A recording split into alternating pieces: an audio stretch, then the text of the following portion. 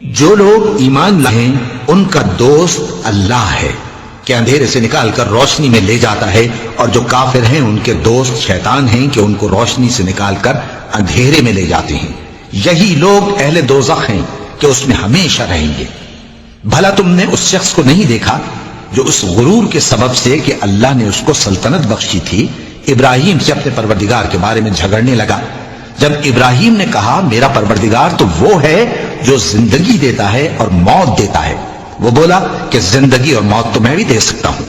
ابراہیم نے کہا کہ اللہ تو سورج کو مشرق سے نکالتا ہے، آپ اسے مغرب سے نکال دیجئے۔ یہ سن کر وہ کافر ہکا بکا رہ گیا، اور اللہ بے انصافوں کو ہدایت نہیں دیا کرتا۔ یا اسی طرح اس شخص کو نہیں دیکھا جس کا ایک بستی پر جو اپنی چھتوں پر گری پڑی تھی گزر ہوا، تو اس نے کہا کہ اللہ اس کے باشندوں کو مرنے کے بعد کیوں کر زندہ کرے گا؟ تو اللہ نے اس کی روح قبض کر لی اور 100 برس تک اس کو مردہ رکھا۔ پھر اس کو جلا اٹھایا اور پوچھا تم کتنا عرصہ مرے پڑے رہے ہو؟ اس نے جواب دیا کہ 1 دن یا اس سے بھی کم۔ اللہ نے فرمایا نہیں بلکہ 100 برس مرے رہے ہو، اور اپنے کھانے پینے کی چیزوں کو دیکھو کہ اتنے مدت میں مطلق سڑی بسی نہیں، اور اپنے گدھے کو بھی دیکھو جو مرا پڑا ہے۔ غرض ان باتوں سے یہ ہے کہ ہم تم کو لوگوں کے لیے اپنے قدرت کی نشانی بنائیں، اور ہاں گدھے کی ہڈیوں کو دیکھو کہ ہم ان کو کس طرح جوڑے دیتے اور ان پر کس طرح گوشت پوست چڑھائے دیتے ہیں۔ جب یہ واقعات اس کے مشاہدے میں آئے تو بول اٹھا کہ میں یقین کرتا ہوں کہ اللہ ہر چیز پر قادر ہے۔ اور جب ابراہیم نے اللہ سے عرض کیا کہ اے پروردگار مجھے دکھا کہ تو مردوں کو کیوں کر زندہ کرے گا، اللہ نے فرمایا کیا تم نے اس بات کا یقین نہیں کیا؟ انہوں نے کہا کیوں نہیں، لیکن میں دیکھنا اس لیے چاہتا ہوں کہ میرا دل اطمینان کامل حاصل کر لے۔ فرمایا کہ 4 پرندے لے لو، پھر ان کو اپنے سے ہلا لو اور ان کے ٹکڑے ٹکڑے کر دو، پھر ان کا ایک ایک ٹکڑا ہر ایک پہاڑ پر رکھ دو، پھر ان کو بلاؤ تو وہ تمہارے پاس دوڑتے چلے آئیں گے، اور جان رکھو کہ اللہ غالب ہے، صاحب حکمت ہے۔ جو لوگ اپنا مال اللہ کی راہ میں خرچ کرتے ہیں ان کے مال کی مثال اس دانے کی سی ہے جس سے 7 بالیں اگیں اور ہر ایک بال میں 100 دانے ہوں،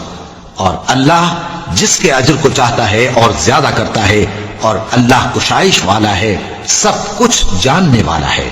جو لوگ اپنا مال اللہ کے راستے میں صرف کرتے ہیں پھر اس کے بعد نہ اس خرچ کا کسی پر احسان رکھتے ہیں اور نہ کسی کو تکلیف دیتے ہیں، ان کا صلہ ان کے پروردگار کے پاس تیار ہے،